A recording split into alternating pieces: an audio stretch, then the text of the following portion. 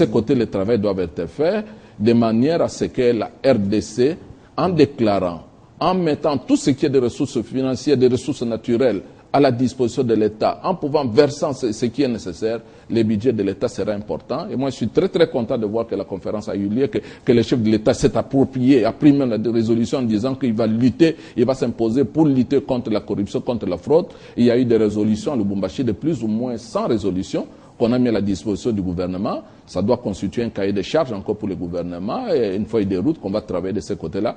Je suis convaincu que si le gouvernement travaille correctement, l'année prochaine, le budget de l'État sera plus important que ce que nous avons. La RDC ne manque pas des ressources en ce qui concerne les hommes intelligents, les cadres intelligents qui proposent des choses en rapport avec la bonne gouvernance dans les secteurs miniers, mais l'application de cela.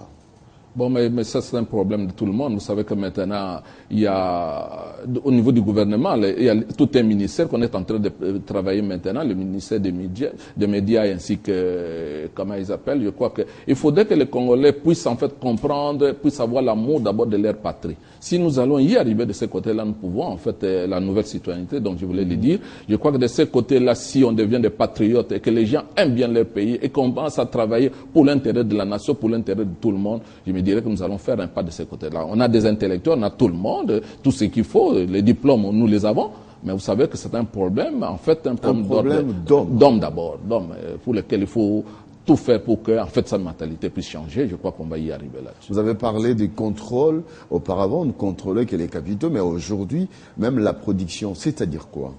Tout à fait. Vous voyez un peu, aujourd'hui, si on dit que, par exemple, je prends l'exemple, la GECAMINE, qui va déclarer seulement quel est le montant qu'il a versé à la caisse de l'État au niveau des DGI et consorts. C'est tout à fait normal, le DGI de son côté aussi va déclarer. Mais nous voulons savoir un peu, quand vous avez versé tel montant à l'État, quelle était votre production?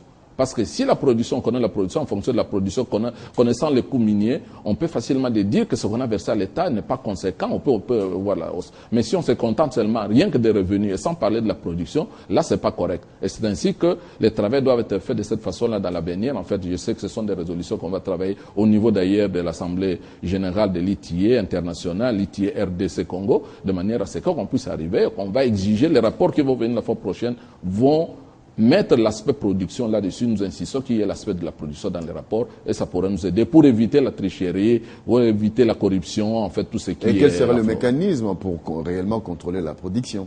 Le mécanisme pour contrôler la production, d'abord la prise de conscience de chacun dans ce qu'il est en train de faire. Vous savez, on peut mettre l'OCC, on peut mettre tout le monde, on peut mettre la DGI, mais d'abord ceux qui sont là-bas doivent faire le travail correctement. Et moi je l'ai dit, je l'ai toujours dit, au niveau des entreprises, il faut que les services de l'audit puissent fonctionner correctement. La comptabilité analytique, c'est mis au niveau de chaque entreprise. Je l'ai dit que de ce côté-là, on va réduire en fait la tricherie. Parce que vous verrez que dans la plupart des entreprises, il n'y a pas la comptabilité analytique. C'est toujours caché quelque part.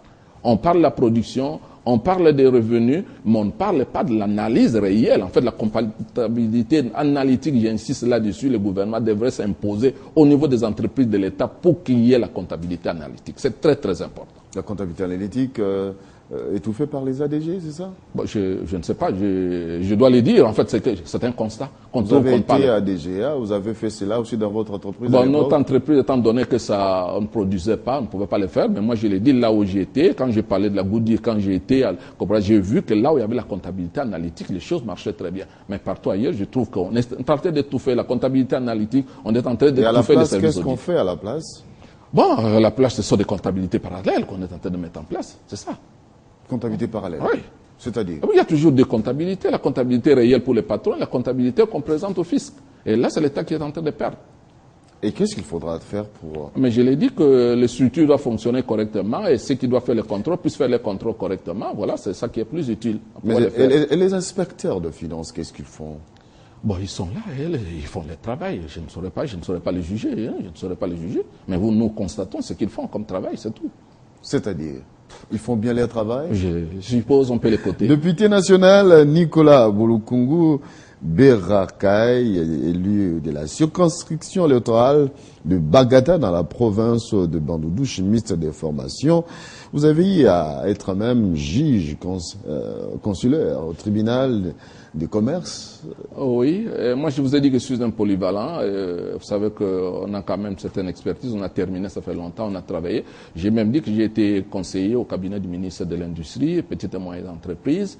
Donc en fait, en œuvrant dans cette structure, en étant aussi dans les structures de confédération telles que petites et moyennes entreprises dont je parlais de la COPEMECO, et on avait vu que certains membres de la COPEMECO et ceux qui sont dans des confessions professionnelles, qui ont une certaine expertise, pouvaient suivre une certaine formation. Et nous avons suivi la formation pendant ce temps sur les droits d'affaires, sur les droits WADA, et je dois le dire, tout en étant chimiste, on a suivi. Et j'ai dit à HCG comme juge consulaire du tribunal de commerce, disons au tribunal de commerce Matete à Kinshasa. J'ai dit à HCG, avant même de devenir député, j'ai dû aussi abandonner là-dessus, comme je l'avais fait, démissionner du côté de la DG à la société. On vous réclame à Bagata comme député national, c'est les vacances parlementaires. Nicolas Bolokungu se trouve à Kinshasa, dans le bureau UP. Vous refusez d'aller manger les sakasaka chez vous. Non, merci beaucoup. Non, je l'ai dit que le député national est d'abord, il représente la nation. Et il y a certaines priorités. Je l'ai dit que maintenant nous avons, par exemple, au niveau du Parlement, je fais partie d'une commission très importante, la commission qu'on avait mis en place, commission spéciale sur le contrôle en fait des fibres optiques, dont on parle toute une histoire là-dessus.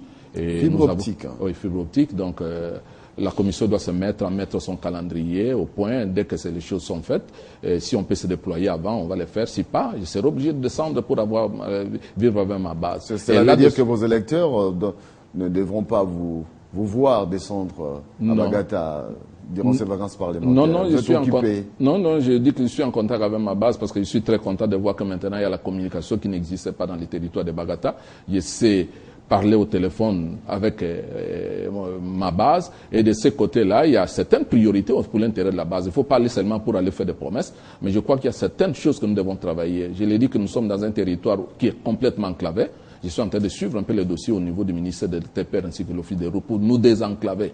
Il y a un pont qui est cassé quelque part vers chez nous qui permet de partir de Bagata juste à Idiofa, pourquoi pas juste à Ilebo, sur cette route. Et je suis en train de suivre ce dossier, aussitôt que ça se décante, il sera obligé de partir. Donc là, c'est un aspect qui est tellement important. Nous avons l'ISP Bagata chez nous, qui existe, qui a tourné pendant 2 ans. Les gens ne sont ni mécanisés, il n'y a pas d'arrêté. Donc je suis obligé de suivre au niveau du ministère de l'Enseignement supérieur pour qu'il y ait l'arrêté de fonctionnement. Donc je voulais, en descendant à Bagata, que ce soit dans le domaine de la santé, le domaine de l'agriculture, dont je voulais dire, pas dire par exemple qu'il s'essaie de se déployer à travers la République démocratique du Congo, sans rien en ce qui concerne mon territoire.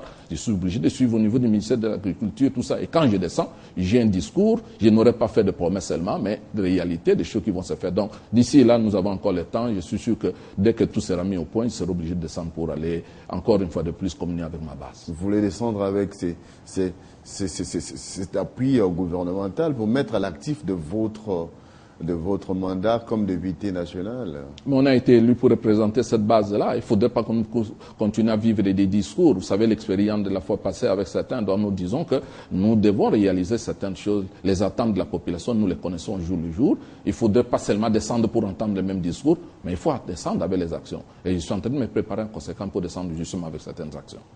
Donc, depuis que vous êtes élu, vous n'êtes jamais descendu chez vous? C'est chez moi, je suis en contact. Comment ne pas descendre? Non, la fois passée, vous savez qu'on a été en vacances parlementaires. Malheureusement, ça, je ne dois pas les dire. Juste quand j'ai descendu, j'ai fait un accident mortel en coup de route sur la route de Bandundu. C'est ça qui a fait. Vous avez eu peur de descendre encore là-bas? Non, mais je dis que je suis en train de descendre. Je suis en train de me préparer. Non, c'est juste un devoir. Je suis obligé d'aider, de travailler pour l'intérêt de cette communauté. C'est pourquoi vous voulez arranger la route, pour que vous ne puissiez pas connaître l'accident. Non, ça, vous savez, les accidents, c'était pas même dans mon territoire, c'est sur la route nationale ici, juste au niveau de Mbankana. Là, c'est un travail qu'on doit faire. Les accidents, ça arrive toujours. Vous le savez, c'est pas une raison pour que je puisse dire que je ne dois pas descendre. Mais je me prépare.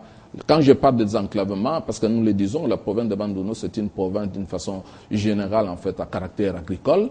Donc, les grands greniers, disons, de la RDC. Et de ce côté, il faut qu'il y ait les routes pour que les gens continuent à produire, en fait, que les produits soient évacués. Et s'il n'y a pas de route, ça ne sert à rien de pouvoir continuer à faire une distance de 130 km de Bandundu à Bagata, il doit faire 8 heures de temps, c'est pas correct. Nicolas Bolokungu Berakaï, député élu de Bagata dans la province de Bandundu. Merci. Je vous en prie. Merci. Mesdames et messieurs, ça n'est donc fini avec APJ au peuple des JG. Nous avons reçu aujourd'hui le député national Bouloukoungou. Nous avons parcouru l'actualité nationale caractérisée par le forum de CIRGL, de Parlement, de la CIRGL, la bonne gouvernance. Vous avez compris la quintessence de ces idées. Ça n'est donc fini. Restez toujours sur votre chaîne. Nous allons vous retrouver prochainement avec le même plaisir. Au revoir.